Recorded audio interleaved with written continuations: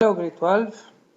Today our lesson will be about the lymphoid organs and the maturation of B and T lymphocytes.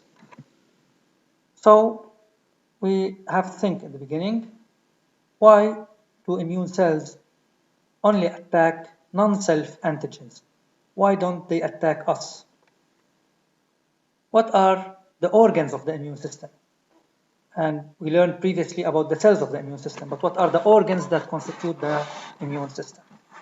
So first of all, I would like to start with an experiment done on mice, where we have 3 lots of mice, and let's interpret this experiment. So in the first lot, we irradiate lot A, and irradiation is a procedure that destroys all the dividing cells, including the destruction of the bone marrow. So if we irradiate these mice and then graft a bone marrow, we notice the production of B and T lymphocytes.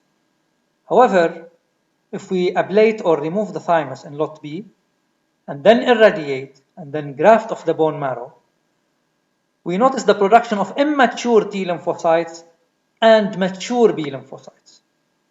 So what can we draw out from this experiment? We can draw out that the thymus is the place of maturation of T cells. However, the bone marrow is the place of the production of B and T lymphocytes and the maturation of B cells.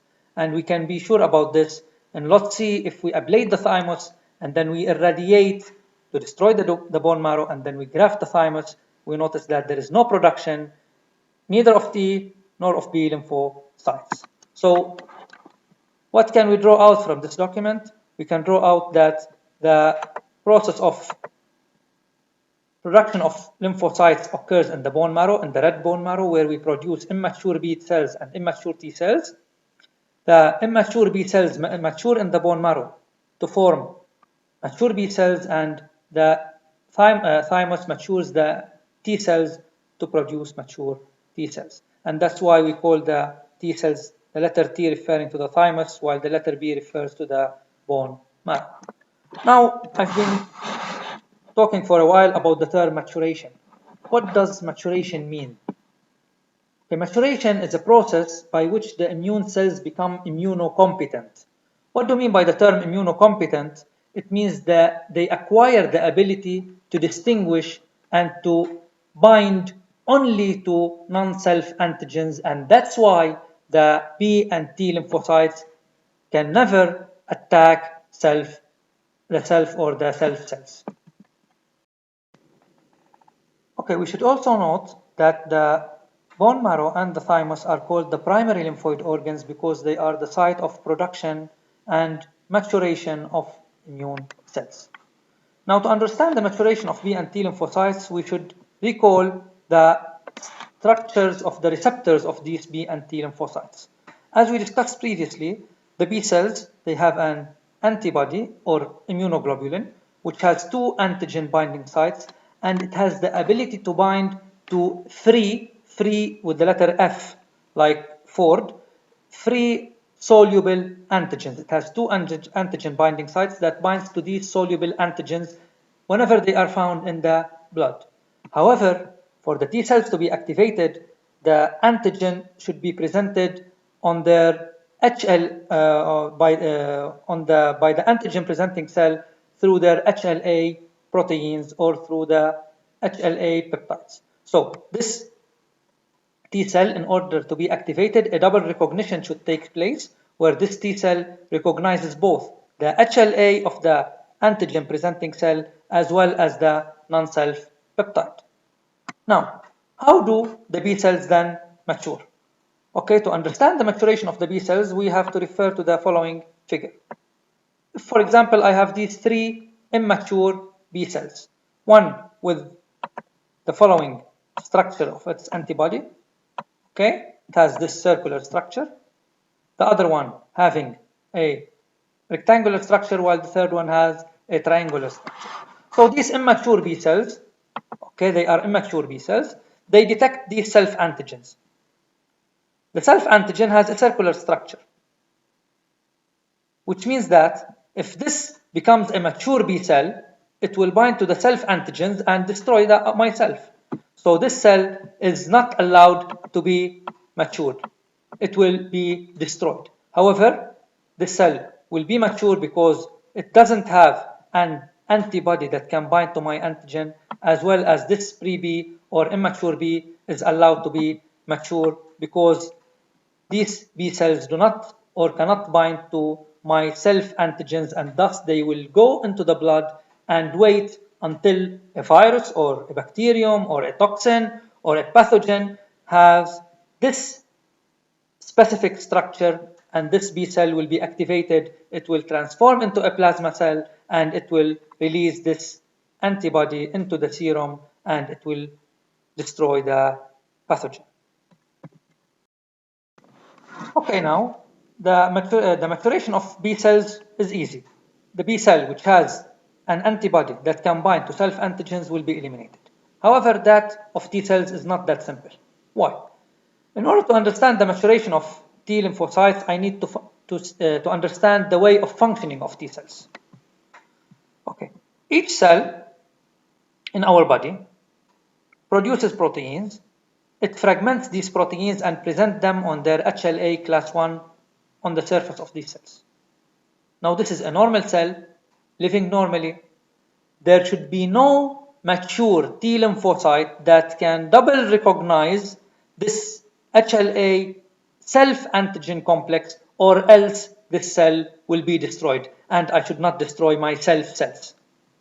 Now, in case of viral infection, the virus throws its DNA or RNA genome into the self cell and uses this host cell to produce its peptides, the peptides of the virus. And the cell doesn't know that. So it presents on its HLA the viral peptide without knowing that it corresponds for the virus. But now there should be a T cell which can double recognize this HLA1 non-self peptide complex and destroy this cell, because now this cell is infected. It is not working for the sake of my body. Also, in a third case, when, for example, a bacterium is ingested by a macrophage, the macrophage digests the bacterium and fragments its peptide and presents them on HLA class 2, and now it's the function of the T helpers that are activated by the double recognition. So this gives me an idea about the maturation of T lymphocytes. I should never find a T cell which can double recognize the HLA class 1 self-peptide complex, but it should, you see, the HLA is never changed, it's still the same. The peptide which is presented on this HLA, it was green here and now it's blue, is the thing that will change in case of viral infection and in case this cell becomes a non-self. So to understand this maturation, we refer to the following figure. Now these 4 cells are immature T cells, and this is called a double selection technique. It occurs in the thymus. Now this is called the TCR. You can see we have different shapes. Here is the HLA binding site, and here is the antigen binding site. So the T cell, which is mine, which is living in my body, should recognize my HLA, or else it will be useless. Now, each T cell which does not recognize the HLA is eliminated. Otherwise, it is kept. So now, as a first selection, this should be eliminated because it cannot recognize the HLA, which is a circle in this case. Okay, you see the HLA here has a circular shape, but this is rectangular. This should be kept. This should be kept, while this is eliminated because also this is a triangle and it cannot fit in this and cannot bind to this HLA. Now, of those kept, the 2 that are kept, I have these 2 cells. Now, of those kept, I should look now on their peptide.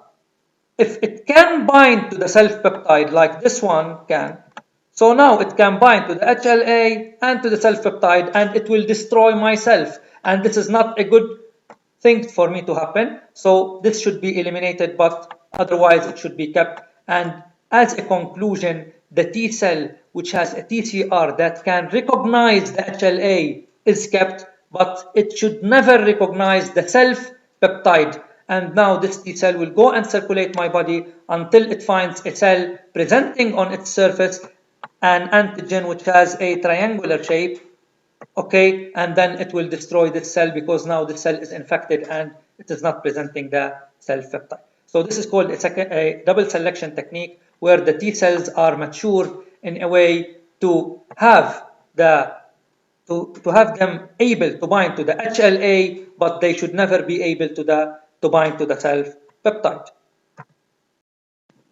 Finally, my friends, the mature B and T lymphocytes now can circulate in the lymphatic network where they will go and find the infected cells, or they will find the antigens or pathogens where they can battle. These are called the secondary lymphoid organs. They include the lymph nodes and the lymphatic network, and the largest lymph nodes are the spleen and the thymus.